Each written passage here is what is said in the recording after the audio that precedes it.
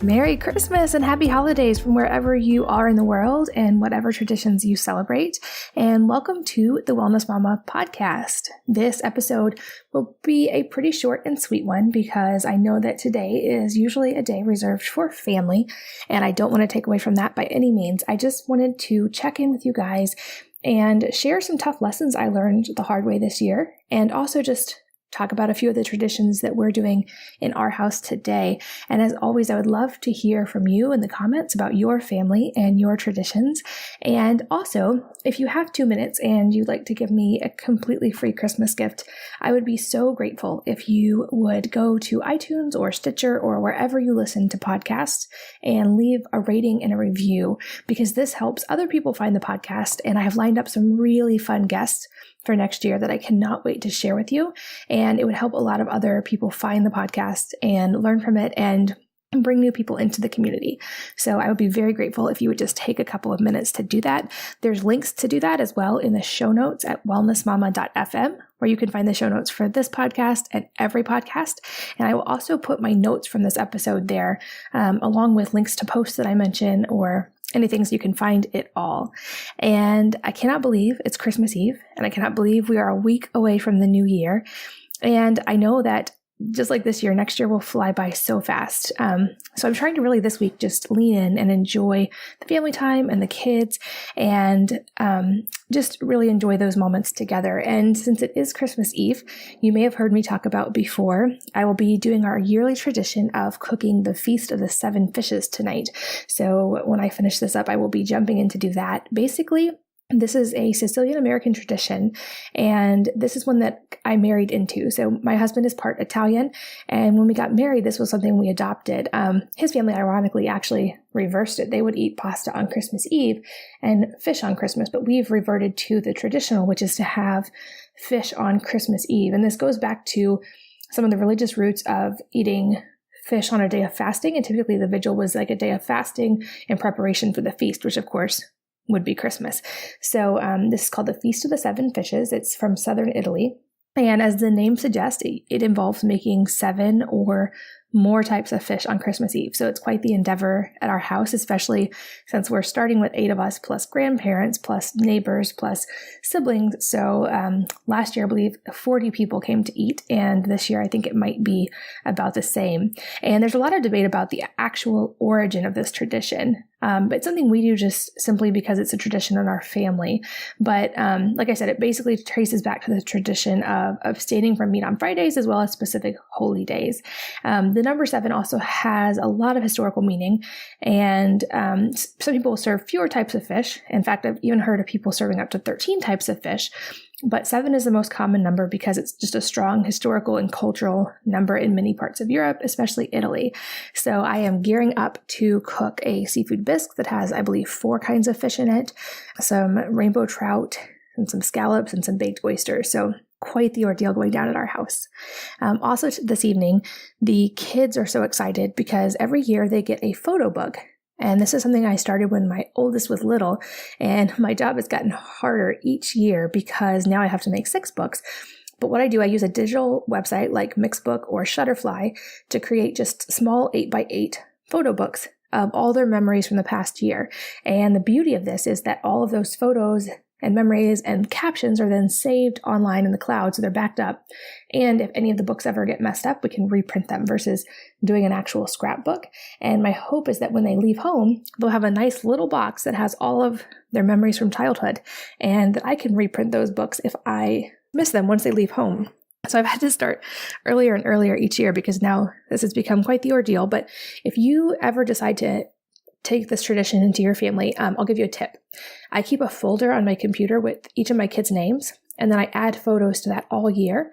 And then at the end of the year, when I'm ready to make the book, I just upload the whole folder to the website and have it auto-place them in chronological order. So then all I have to do is reposition and edit and add captions. So it goes a lot faster. And our kids will get to open those tonight, even though it's technically a Christmas gift. That's the one thing we let them open on Christmas Eve. And we really do stick to one gift per year unless it's experience-based. I've written a lot about giving experiences instead of gifts. So pretty much they get to open their Christmas book on Christmas Eve and their one gift on Christmas. And then we just really focus it on family time. I'm also gearing up for stockings because this tradition goes back to my family. We would hang stockings on the mantle each year and then get little trinkets or pieces of chocolate. And my husband's family did this on December 6th for St. Nicholas Day. So our kids actually get double. They get to leave their boot out on December 6th or the night of December 5th, and then they get their stockings on Christmas Eve. So gearing up for that. And then also making big batches of 2 drinks. One called Glühwein, which is a tradition that comes from Austria. It's a hot mulled red wine, and it was often served after skiing or being in the snow. Obviously, there's not much snow where I live, but it's a Christmas tradition. That one comes from my husband's family. My family always made wassail, which is like a hot mulled cider. So we will have both in crock pots at our very busy house for Christmas tomorrow. The other reason I wanted to check in, though, is that I wanted to share some lessons that I have learned the hard way this year, some the easy way, but most the hard way, 9 of them in particular. And this is something I'm going to be writing a lot more about actually within the next year. And I'm working on a 3rd book that I cannot wait to share with you because it took a very long time, but I can now say relatively honestly that with 6 kids and multiple businesses and even an exciting new business on the horizon that I will get to share with you more about soon, I really am almost never stressed. And there's certainly occasional moments where overwhelm sets in for a couple of hours, but I would say 99% of the time I don't feel stressed at all. And this has definitely not been my default throughout life. It's something I developed very conscious systems for, both internal mental systems and practical systems in my day-to-day life. And I assumed actually that this is something every mom had already figured out and that I was late to the party and had only just now figured out how to stay above water without feeling like I'm drowning. And after talking to a lot of friends, I realized maybe this is not something everybody's figured out. And I'm hoping that by sharing it, I'll be able to help a lot of you guys. So I'm working on that as a 3rd book, but I also will be writing quite a bit about that on wellnessmama.com in the next year. And a lot of these lessons are tied into that process for me. So these are lessons I've learned in the past year, but also in the past several years. And like I said, most of them the hard way. For this year, first, I would say the lesson has been that gratitude is not just for when things are good. And in fact, it's even more important when things are not good. For so many years, it was easy to be grateful because even if we financially didn't have much, we had our family, everyone was healthy, and it was just easy to be grateful for that. And this year was wonderful in so many ways, but it also had a few really solid reminders to be grateful even when it's hard. And the most obvious example I can think of with that is the hurricane that hit our area, and especially the particular moment of uncertainty right before it was about to hit. Because I think in life, often uncertainty is the biggest struggle, and often the fear of the unknown is worse than the unknown itself, or the fear of what's going to happen is worse than what actually might happen, even if what happens is terrible. And so it was easy to be grateful and to have gratitude focused, in daily life when the biggest stresses were just making sure I was staying patient with my kids or that there was a mess on the floor. And gratitude is something we work into our daily life. It's something at dinner with our kids. We always ask, what are you grateful for today? What hard questions did you ask today? What did you fail at today? We kind of try to build that into our family culture.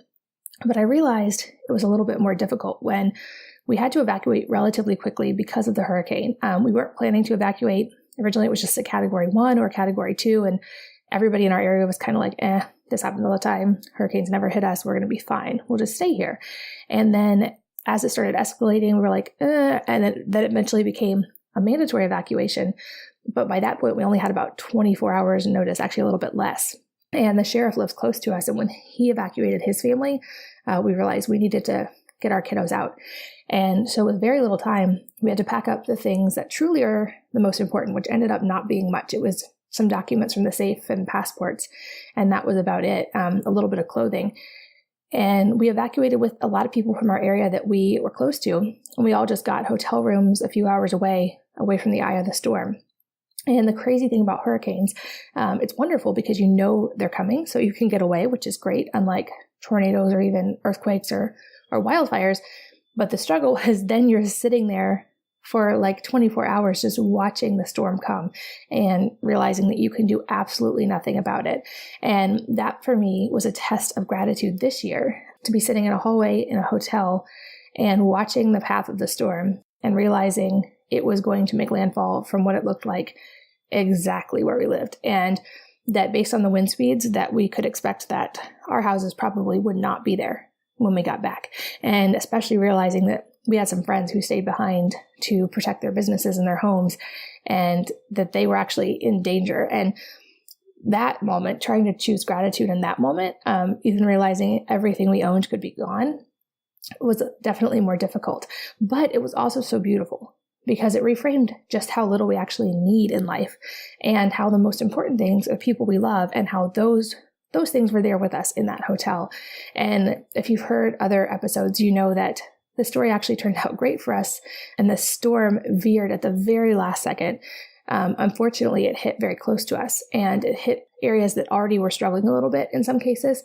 And there's a very long path of recovery ahead. But seeing that has been the other beautiful lesson in gratitude for me this year, because so many of those people went through what we were expecting to go through, and they did lose their homes and they lost all of their possessions. And yet there's still, so many of them are so positive and grateful that they're okay, and grateful for the community that's building up to support them. And to see that has been a good reminder of we get to choose our reaction to things. And it's also been an amazing reminder that we have so much power to improve the lives of those around us on a daily basis, just by being present and in small ways, and that there are around us every day people who do need help in some way or the other. And we said in our neighborhood, it's sad to realize that it took a hurricane for us to realize there were people only 30 minutes away who were struggling already. And why did we not know that? And how were we not helping them? So while the devastation has been horrible, it's been an incredible lesson in gratitude, and also just in the importance of loving others. And while it's great to donate money to organizations, and we should all, I'm sure, are thinking of that this time of year, it really drove home also that it's important to give your time and your love and a hug, and to be the actual hands on the ground for people who need it. And we all have those people near us. So the lesson I learned, and that I would encourage you to think of today, especially this time of year, is to maybe find those opportunities in your own area, and to find those people to love in your own area, because certainly they are there, and certainly they need your help. The second lesson that I've learned, partially this year, although it's been the last several years, has been a lot longer of a process for me. Basically, the lesson that we should question everything all the time and not take anything at face value, not assume anything. So many of us come into life and are taught so many wonderful things by our parents, but often we never then, as adults, question these things or just evaluate them critically.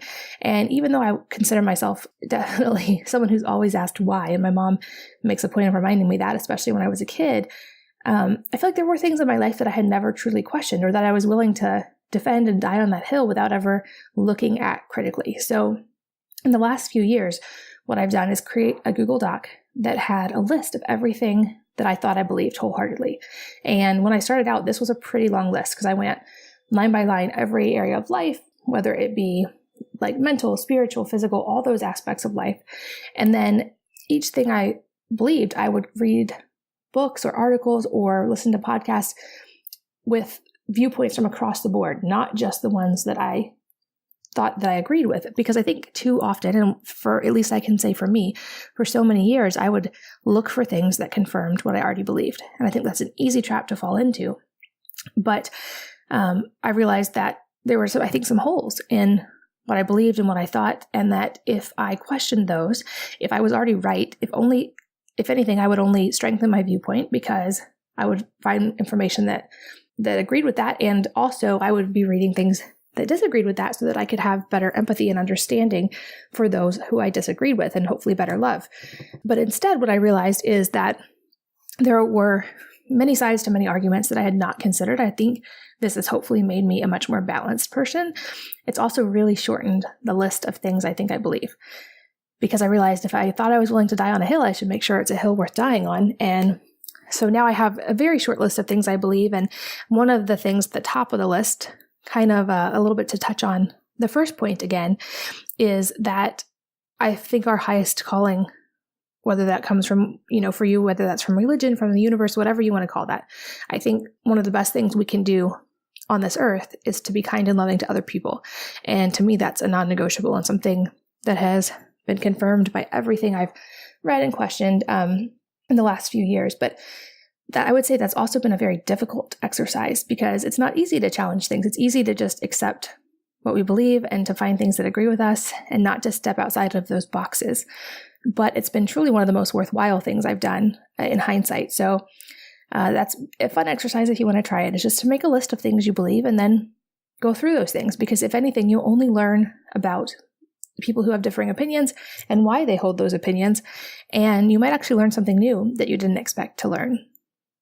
The third lesson from this year, somewhat related, is to run my life like I run my business. And this is one of the things I will be writing a lot about in the next year because it's been a complete game changer for me. This is also not a process I've entirely completed in just the past year. It's actually taken me several years.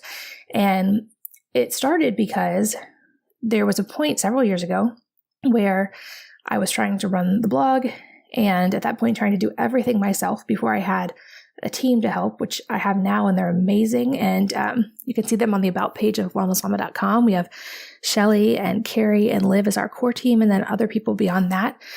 But before I had them, I was trying to do everything myself. I had systems though, so the business side was pretty well handled, and it was busy, but I was able to do it. But I was also trying to manage my life with 6 kids and a household and travel and all of the things that go with being a mom or just a person in today's world. And I got to a point where I was so stressed all the time and so overwhelmed all the time that I actually considered deleting the blog because I realized, obviously, I wasn't going to sacrifice my family and my kids and time with them. And I just did not have enough time. So the blog was the thing that had to go. Thankfully, my husband talked me down from that, but it made me realize I needed to create some big changes. And it also made me realize, because I took a step back and said, how is it that I am able to run business so well and get that all done in, the hours I have per day for that? And it functions, even though I feel like I work pretty hard on that. But at home, I'm just stressed all the time. And I feel like I'm juggling things all the time. And then I realized maybe it's because in business, I am slightly neurotic about systems, and I have checklists and systems and processes for everything. And at home, I'm always just trying to manage that in my head. I have systems for some things like meal planning, but I didn't have systems for everything. And it also made me realize that there was a thing in both business and in day-to-day life that I was missing, which was being able to bring in a big team and be part of a team versus trying to do everything myself. So in business, that meant I had team members that came on that have now become very much part of the mission and the values of Wellness Mama and have absolutely changed my life for the better. And with my kids, that meant that we all are part of this team of running the household, and they don't help me. We're all in this together. So we all have responsibilities, and I don't do anything for them that they are capable of doing themselves other than times when it's for bonding or just for fun. Like I'll fix my girls' hair even though they're capable of doing it just because it's fun. But in general, if they're capable of cleaning up their dishes, I don't do it. If they're capable of doing their own laundry, I don't do it because we all have our own task in this house. And it's very important to me to raise adults who are fully functioning and can take care of themselves. And so those subtle shifts of running my life like a business and just having a time and a place for everything, having systems for everything, and involving the rest of the team, i.e. my family, have been completely life-changing. And I know that these are easy things to say and difficult things to do. And so I'm going to be writing more about how I actually created the systems, because I kind of used the Tim Ferriss idea of 80-20 to figure out how to best optimize daily life. So I picked the 20% of things that have 80% of the outcomes, and I figured out how to optimize those things first. And then I saw big changes right away.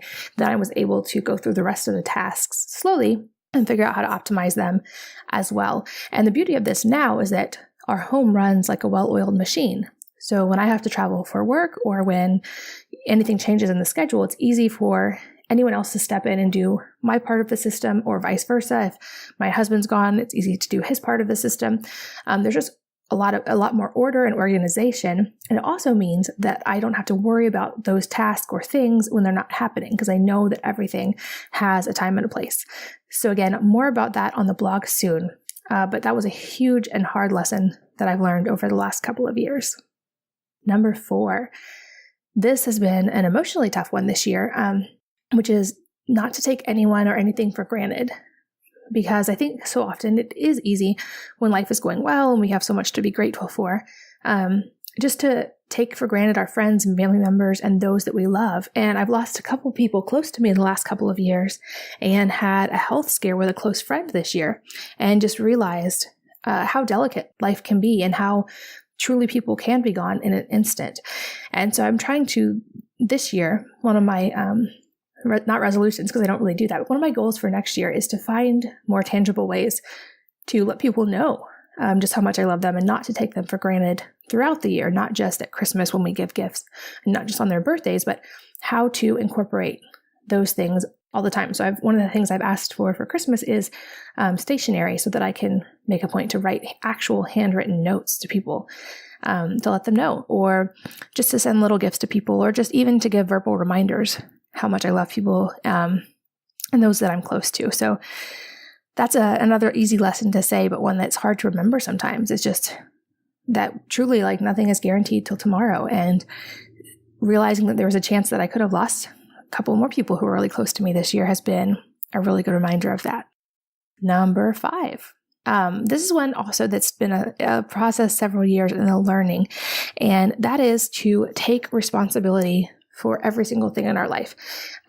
This was something that I don't feel like was really super well modeled for me throughout my life. And it's something I had to learn on my own. Basically, the idea that, well, everything that happens to us is not our fault, certainly. We can take responsibility for that. And that gives us a tremendous amount of power.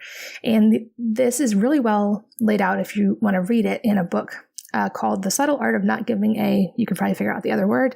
I will link to it in the show notes. But there's just, this has been something I've slowly unpacked over years. There's a quote from Steve Maraboli that says, "The victim mindset dilutes the human potential. By not accepting personal responsibility for our circumstances, we greatly reduce our power to change them." And so I've, through the last couple of years and through reading that book, have learned that, you often hear that with great power comes, or with great power comes great responsibility. But in our family, we now have a quote up that is the opposite, that with great responsibility comes great power. And that's something I'm really excited to teach my kids as they start to get into the teenage years, is that if they want to have more power and freedom in life, that through taking great responsibility of their own actions and of their environment, they're able to earn that. And so another good quote from that book that I mentioned that will be in the show notes, he said, "Fault is past tense. Responsibility is present tense. Fault results from choices that have already been made. Responsibility results from the choices you're currently making every second of the day. You are choosing to read, or in this case, listen to this. You are choosing to think about the concepts. You are choosing to either accept or reject the concepts.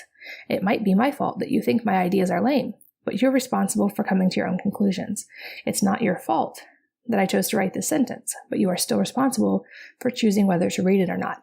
And like many life lessons, this is an easy thing in like small matters of life, and a much more difficult one when truly, truly bad things happen to us.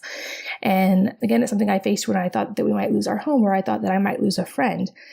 And just to realize that while we certainly can't control everything that happens to us, we absolutely can control our reaction to it and our response to it, and that there's a tremendous power there. And also from the book, he said, "There's a difference between blaming someone else for your situation and them being responsible for your situation. Nobody else is responsible for your situation but you. Many people may be to blame for your unhappiness, but nobody is ever responsible for your unhappiness but you. This is because you always get to choose how you see things and how you react to things. You always get to choose which metric with which to measure your experiences with." And to me, there was just tremendous freedom in removing the mindset entirely of even worrying about finding blame or fault for anything, and just taking full responsibility and moving forward. And when you step back and look at it, this is something that so many of the great leaders throughout history have done, is just not even worry about the fault or the blame and just worry about responsibility and moving forward. Lesson number 6. Working hard and working smart are completely different things. So this is one that as a type A has been difficult to learn, but I've really been focused on optimizing for efficiency. And I touched on this a little bit in the previous point about running life like a business, but this is something I think can be really hard to hone in on in daily mom life. In work environments, this is something they're pretty good about trying to optimize for because there's money on the line and they want to get the most for their money. But to optimize for efficiency at a home situation or for moms, those of us who are juggling so much, is a lot more difficult. And I realized for a long time, I was working very hard. I was very good at working a lot of hours per day, being very busy, never sitting down, never taking a mental break. But I wasn't being the most efficient I could be. So this goes back to that third point, but just about kind of the 80-20 rule and how to be the most efficient in day-to-day life. So again, I'll be writing a lot more about that soon. Lesson number 7, being willing to say, I don't know. I think this is one of the most truthful things that we can say, and also sometimes one of the hardest. And as I'm about to have teenagers in my house soon, it's something I've been trying to get better about saying, because I say this to my kids a lot, but usually followed by the words, let's try to figure it out together. Because I think, at least my hope, again, I have not been through the teenage years, and I know many of you have. I would love to hear your advice. If you have, please leave comments. But I think there's a beauty in that, because in an environment, if we're raised with the idea that whoever's teaching us absolutely does have all the answers, it can be hard to question that or to realize that we sometimes don't have all the answers, or to not feel like a failure when we don't know. So for me, this was the thing in school. It was very difficult. Came from an academic family, and so I was just expected to be good at academics and to have those answers all the time. But I think in life and in the tough questions of life, this can be even more difficult.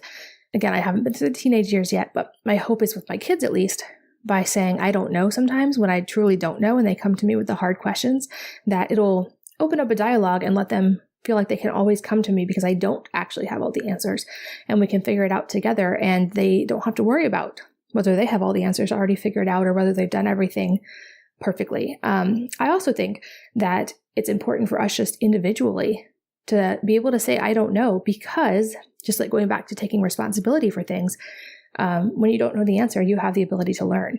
And when you think you have all the answers, you've blocked your mind to considering other possibilities, whether this be dietary principles or nutrition, whether this be health principles. These are things I've had to learn to question based on just my own research and things I thought I believed. And then new information has come up that changed that.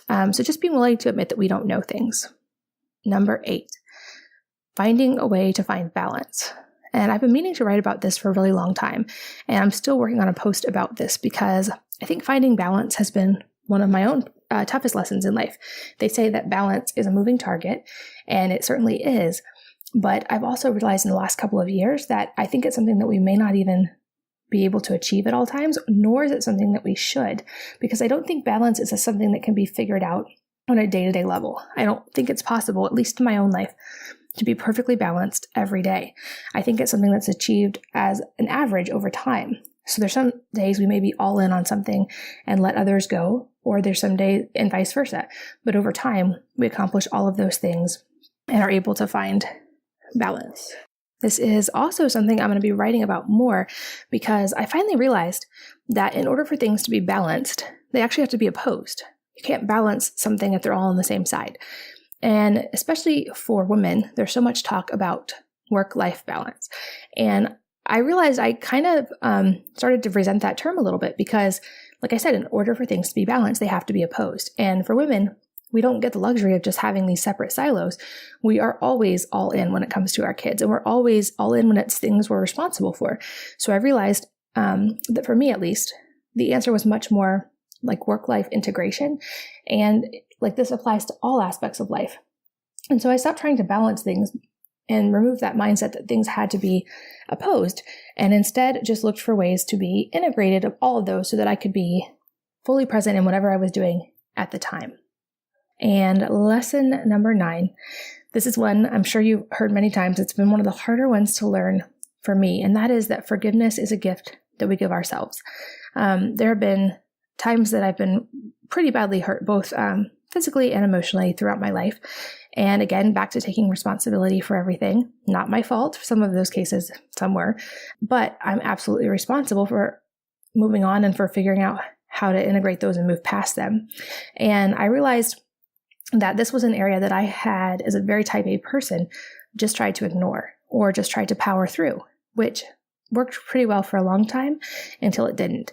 And so the last year, I've really had to go deep on forgiveness and learning how to let go of things. And I feel like anger is a harm that we do to ourselves. And that was something I had to learn the hard way. There's so many sayings about this, like the quote that holding on to anger is like grasping a hot coal with the intent of throwing it at someone else, but you're the one who gets burned. And on the flip side, that forgiveness is when you set a prisoner free and realize that the prisoner was yourself. And I think this is so true. And I think it does go back to that point about responsibility, because our sense of justice can be so strong when it's something that wasn't our fault and that shouldn't have happened and that absolutely was unfair in life. But we can't change the past. And responsibility is future focused. And so I had to finally realize that I wasn't changing the outcome of those things by not forgiving them. And I was only hurting myself. And I was putting up walls that made it harder to be effective in my life now. Again, like all of these, it's so much easier to say than to actually do. And I'm still a work in progress when it comes to forgiveness. But with all of the unrest and just disagreement in the world right now, and everyone in opposing camps, and all of the just the anger that I see, even on social media, about things that are not even life or death, or not even traumatic events from the past, but just small differences of opinion, I think that forgiveness is something we could all continually our whole lives be working on. And back to that initial point of just that one of our truest and deepest things we can do as humans is to just love and be kind to others. So that said, those are the things that have really stuck out for me in the past year, and I truly would love to hear yours.